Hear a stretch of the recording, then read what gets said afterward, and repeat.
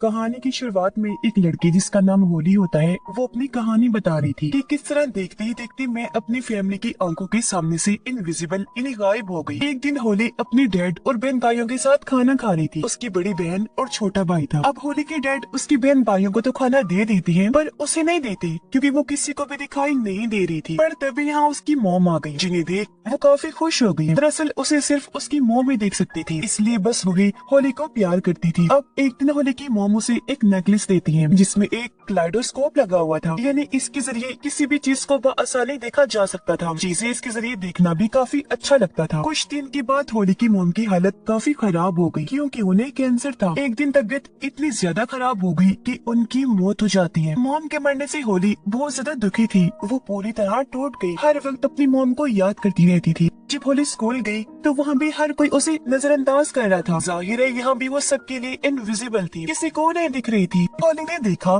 कि मेरी फैमिली मेरे कमरे को किसी स्टोर रूम की तरह इस्तेमाल कर रही है। वहाँ उन्होंने फजूल सामान रखा हुआ था जो देखकर होली काफी टूट गई। उसे समझ नहीं आ रही थी कि इन हालात में क्या करूँ। होली का भाई दरअसल बेसमेंट में रहने लगा। उसे वीडियो आर्ट का काफी शौक था जिसमें वो माहिर भी था। इसका ही पूरा सेटअप उसने वहाँ कर रखा था। होली की बहन ने भी शादी कर ली थी जो अपने हस्बैंड के साथ हंसी खुशी रह रही थी। गरीब बात उसकी डैड की, वो अभी भी एक इंश्योरेंस कंपनी में जॉब किया करती थी। अब ये सारी फैमिली आज भी साथ ही रह रही थी जिन्हें देखकर हालांकि होली खुश तो होती है लेकिन इस बात से भी वो उदास थी कि इन लोगों में मैं नहीं हूँ। अब ऐसे ही घूमते भागते हुए एक दिन उसे एक बिल्डिंग में घर मिल जाता है जहाँ वो रहना शुरू कर देती है। और वो अपने इनविजिबल होने का फायदा उठाकर जासूस का काम करने लगी, जैसे कि सेलिब्रिटी और एक्ट्रेस वगैरह अगर किसी के साथ ताल्लुक में होते तो ये उनकी तस्वीर बनाकर एक न्यूज रिपोर्टर को सेंड कर दिया करती थी, जिसके बाद वो होली को पैसे भिजवा दिया करता था। इनविजिबल होने की वजह से होली जहाँ चाहे जा सकती थी। शर्म, किसी को देखकर हिचकिचाना, कपड़े उसके लिए कोई मायने नहीं रखती थी। जाहिर है कोई उसे इस हालत में देख नहीं सकता था तो इसलिए वो इस बात की परवाह नहीं करती थी। अब हमेशा की तरह एक दिन जब वो एक सेलिब्रिटी का पीछा कर रही थी उसके खिलाफ सबूत इकट्ठा करने के लिए, तो तभी एक बाउंसर जिसका नाम शेन होता है वो होली से टकरा जाता है, इसलिए उसने होली को पकड़ लिया। ये देखकर वो काफी हैरान रह गई क्योंकि उसकी मॉम की बात ये दूसरा इंसान था जो होली को देख सकता था। इसीलिए शेन को लेकर होली के दिमाग में कई सारे सवाल थे लेकिन वो किसी भी सवाल का जवाब दिए बगैर नजरअंदाज करके वहाँ से चला जाता है। वो घर आकर जब लेटी तो उसे याद आया कि मैंने बाउंसर शेन को कहीं देखा है, इसलिए वो फौरन अपने पास रखे एल्बम्स को चेक करने लगती है। उसे पता चला कि शेन धोखा देने वाले सेलिब्रिटीज में से एक है जिसकी तस्वीर बनाकर उसने रिपोर्टर को सेंड की थी। इसलिए अब होली शेन के बारे में इंटरनेट पर सर्च करने लगती है जहाँ उसे पता चला कि शेन काफी वक्त पहले पूरी दुनिया की फाइट का चैंपियन हुआ करता था जिसका ताल्लुक एक मॉडल से था। दोनों एक दूसरे को पसंद करती थी लेकिन होली की जासूसी की वजह से शेन का ये चक्कर सबके सामने आ गया। जो तस्वीर होली ने बनाई थी उसमें शेन मॉडल के काफी करीब था। इस वजह से शेन के सभी फैंस उसके खिलाफ हो गए। इस टेंशन की वजह से शेन ने जब अगली वर्ल्ड चैंपियन की लड़ाई की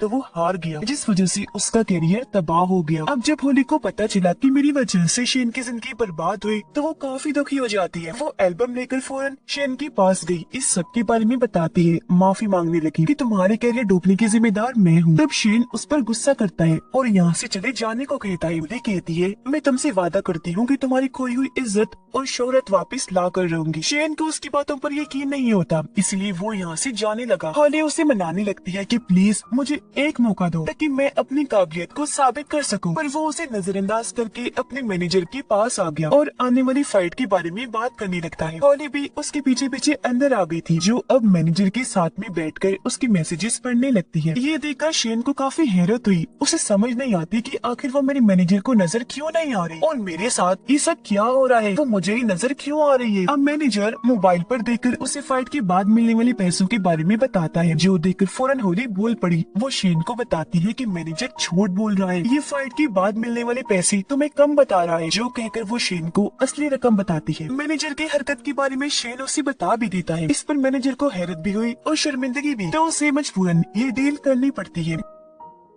ये दोनों बाहर आ गए। यहाँ शेन सच में होली की महारत देखकर काफी हैरान रह जाता है। पूछने पर होली उसे बताती है कि मैं सिर्फ तुम्हें ही नजर आ रही हूँ। ये सुनकर शेन काफी हैरान रह गया और वो होली की बातों पर यकीन नहीं करता। तब होली अपनी बातों को ठीक साबित करने के लिए सामने से आने वाली एक गाड़ी के आगे आकर खड़ी हो जाती है। इससे पहले गाड़ी उसे टकराती है। शेन सामने आकर होली को पकड़ के साइड में कर लेता है। अपनी तरफ से उसने होली को बचा लिया था, पर ड्राइवर ने गाड़ी रोक दी, जो शेन को ही सुनाने लगता है, क्योंकि होली उसे कहीं भी दिखाई नहीं दे रही थी। इस बात से शेन को अब कहीं न कहीं लगने लगता है कि होली सच में सबको दिखाई नहीं दे रही। होली उसे कहती है, लगता है हम किसी वजह से एक दूसरे से जुड़े हुए हैं, तो हमें एक दूसरे की मदद करनी चाहिए। इस पर शेन उससे बात करने के लिए कहता है कि कल तो मेरे घर पर आ जाना, डिटेल से बात हम वहीं करेंगे। उसके वहाँ आने पर शेन का डॉग भी नहीं भौंकता, जो देखकर अब शेन को पूरी तरह यकीन हो गया था कि हाँ सच में वो इनविजिबल है। वो फिर होली को अपनी कहानी बताने लगता है कि जब मैं छोटा था तो मेरे सौतेले डैड ने घर से मुझे निकाल दिया था। घर से निकलने पर लोगों ने मुझे तंग करना शुरू कर दिया, जिस वजह से मैं हर वक्त परेशान रहने लगा। तब इस सब से बचने के लिए मैंने फाइट करना शुरू कर दी और बस तब से लेकर आज तक मैं फाइटर ही हूँ। वो फिर बताता है कि आज मेरी एक जगह पर फाइट है, जो देखने होली भी जाती है। लेकिन जब वो $300 के लिए शेन को लड़ता हुआ देखती है तो फाइट के बाद उसे कहने लगे कि तुम्हें इससे बड़े लेवल पर फाइट करनी चाहिए, क्योंकि तुम इतने काबिल हो कि तुम्हें उस मुकाबले की जरूरत है। जिस पर शेन कहते हैं, मगर मुझसे लड़ने के लिए कोई भी फाइटर तैयार नहीं है, क्योंकि मेरी फाइट में कोई भी टिकट नहीं खरीदेगा। ये सुनकर होली जब घर आई तो इंटरनेट पर मशहूर फाइटर्स की लिस्ट को चेक करने लगती है। उसे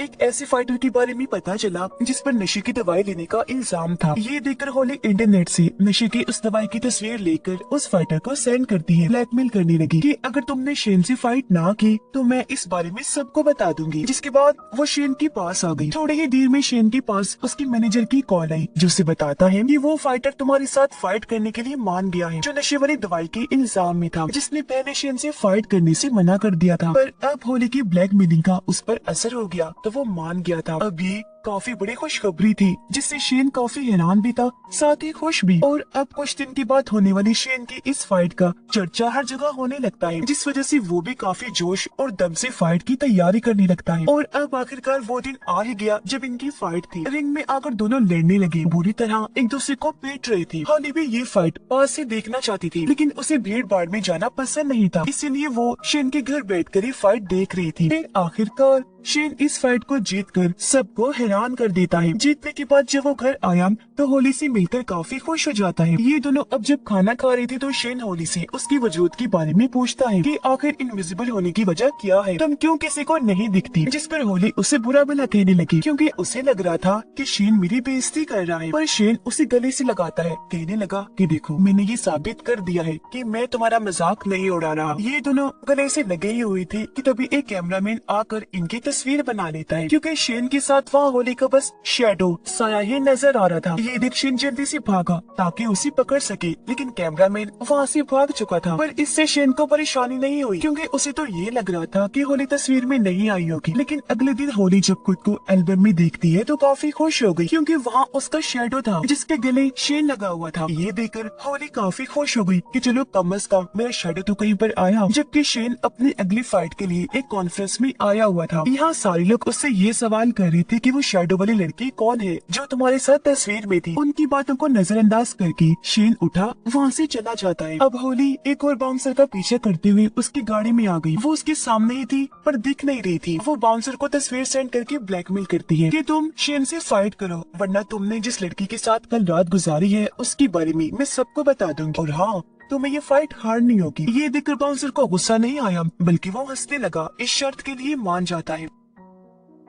रात को होली जब शेन के साथ थी तो तभी यहाँ उसकी दोस्त इन्हीं मॉडल की कॉल आई, जिसके साथ ही शेन की बदनामी हुई थी। वो उसकी आने वाली फाइट के लिए हौसला अफजाई करती है, साथ ही पिछले फाइट जीतने पर मुबारकबाद भी देती है। अब जब होली को ये पता चला कि शेन की दोस्त मॉडल फिर से उसकी जिंदगी में आ रही है तो होली काफी उदास हो गई, क्योंकि कहीं न कहीं वो शेन को पसंद करने लगी थी। जिसके बाद फाइट का दिन आ गया जहाँ शेन आसानी से बाउंसर को हरा देता है। और अब होली शेन की फाइट की अफवाह एक काफी बड़े फाइटर के साथ उड़ाती है उस फाइटर का नाम अटीला था। ये खबर मिलते ही अटीला का मैनेजर उसे इस बारे में बताता है, जिस पर अटीला शेन के साथ लड़ने से साफ साफ मना कर देता है। मौका पाकर होली अटीला के घर घुस गई थी। वो हर जगह उसे ब्लैकमेल करने के लिए कोई क्लू ढूंढने लगती है, लेकिन उसे वहाँ ऐसा कुछ भी नहीं मिलता। अब होली को अपने घर वालों की याद आ रही थी, तो उन्हें देखने वो अपने घर गई। उसे पता चला कि मेरी बहन माँ बनने वाली है, लेकिन किसी वजह से वो ये बात अपने हस्बैंड को बताना नहीं चाहती। अब होली जब शेन से मिलने बार में गई, तो वहाँ उसे मॉडल के साथ बैठा हुआ पाती है। ये देखकर वो काफी दुखी हो गई, यहाँ से जाने लगती है। तब उसके पीछे पीछे शेन भी आया।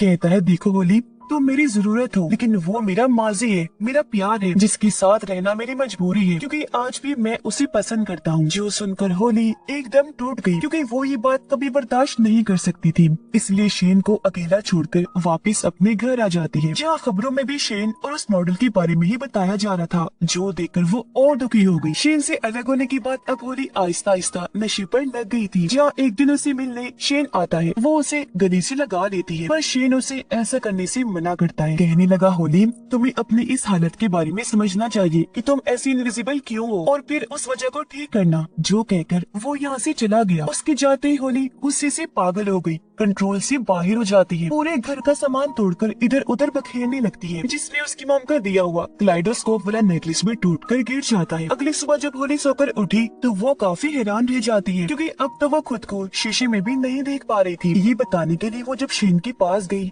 तो अब वो उसे भी दिखाई नहीं दे रही थी, जिस वजह से वो काफी चौंक गई। पूरे शहर में घूमने लगती है, क्योंकि उसे कुछ समझ नहीं आ रही थी कि मैंने करना क्या है। उधर मॉडल शेन की ट्रेनिंग देखकर काफी खुश हो जाती है। कहने लगी कि मुझे लगता है तुम इस बार अटीला से भी जीत जाओगी, क्योंकि हारने वाले लोगों से मैं ताल्लुक नहीं रखती। ये सुनकर शेन को अजीब लगा। वो कहते हैं कि अगर मैं हार गया तो क्या तुम मुझे छोड़ दोगी? वो बातों को टालने लगती है। अरे नहीं नहीं, मैं तो बस मजाक कर रही थी। पर क्योंकि शेन को उस पर शक हो रहा था, इसलिए वो यहाँ से चला जाता है। उधर होली ये फैसला करती है कि इससे पहले मैं हमेशा के लिए इनविजिबल हो जाऊं, मेरा वजूद खत्म हो जाए, मैं आखिरी बार अपनी फैमिली से मिल आती हूँ। वो जब अपने घर गई तो पता चला कि उसकी बहन ने अभी तक अपने हस्बैंड को इस बारे में नहीं बताया कि मैं माँ बनने वाली हूँ। ये देखकर होली समझदारी से उसकी किट को अपनी बहन के हस्बैंड के सामने ले आती है, जिससे वो भी जान गया कि वो माँ बनने वाली है। उसे बहुत खुशी हुई, वो उसे गले से लगा लेता है। अब जब होली अपने भाई के पास गई, तो उसने देखा कि कैमरा में मेरा भाई एक लड़की को देख रहा है, क्योंकि वो उसे पसंद करता था, पर अभी तक इस बारे में उसे नहीं बताया। ये देखकर होली जानबूझकर उस लड़की को नीचे गिरा देती है, ताकि मेरा भाई उससे बात कर सके।